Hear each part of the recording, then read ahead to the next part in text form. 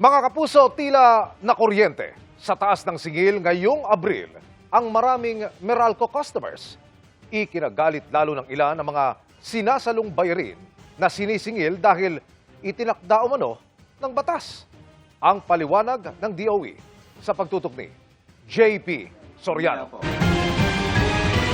Hindi makapag-concentrate sa pagbabalot ng inilalakong lumpia si Ola dahil sa inis dulot ng itinaas ng kanyang Meralco bill.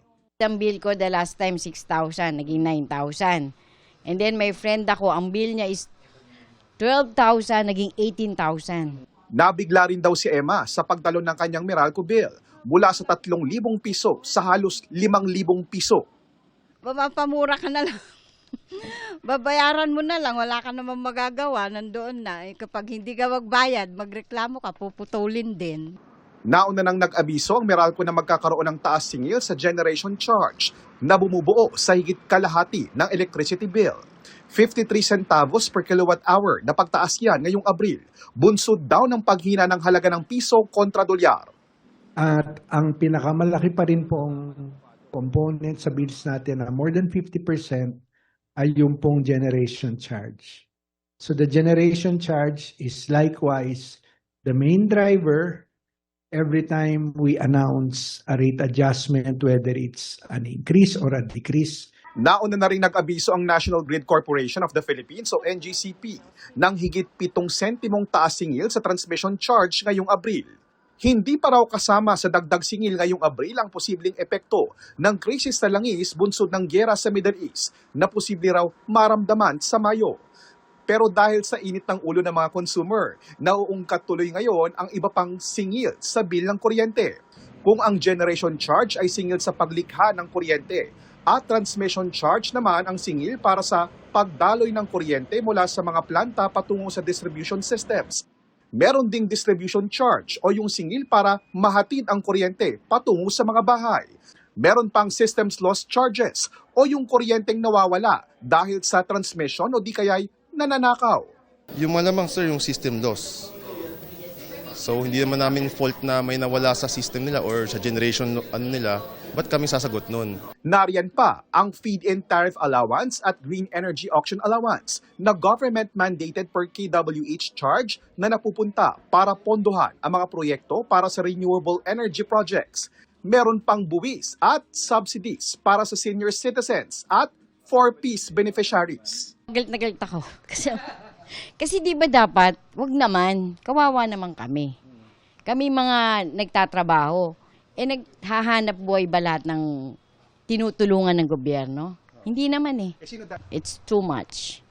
Sabi ng Meralco, ang mga ito hindi na raw bagong singilin at hindi rin daw sa kanila napupunta. Hindi ito mga bagong charges. Kasi napansin namin na sinasabi na surprise daw sila na itong charges, hindi ho ito bago. Tulad po ng universal charge at ng lifeline subsidy rate, higit na 2 dekada na po sila nasa bill. Tanong ngayon ng consumers, bakit hindi gobyerno ang sumalo sa mga pass-through charges?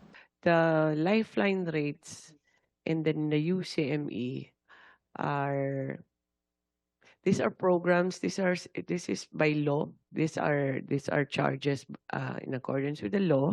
So the wisdom under IPIRA is that we all contribute a small amount to get electricity into these islands na hindi naabutan ng grid. Under the RE law, ito po yung programa na FIT tsaka yung green energy auction. So, para maging mura din yung kuryente natin, bakit may taxes pa to? So, but that's not something that DOE can decide. That could be through legislation or through further regulations. May tanong din ang grupong National Association of Electricity Consumers for Reforms Incorporated o NASICOR. Sinasabi lang pirmi ng Meralco na pass-through charges yan. Ang tanong, tama ba yung kwentada? Tama ba yung paniningil? Wala bang sobrang paniningil? Lalong-lalo na-establish na natin ang sobrang paniningil ng Meralco. Kaya hinihingi ng NASICOR na maproteksyonan ng mga consumers, kailangan magkaroon ng independent audit ng Commission on Audit. Wala pang tugon ng Meralco tungkol sa mungkahing audit ng NASICO. Pero paliwanag nila, all these components of the bill have their basis in terms of law and subsequent regulations or guidelines issued by government entities such as DOE, DSWD, and ERC. JP Soriano, Nakatutok, 24 Oras.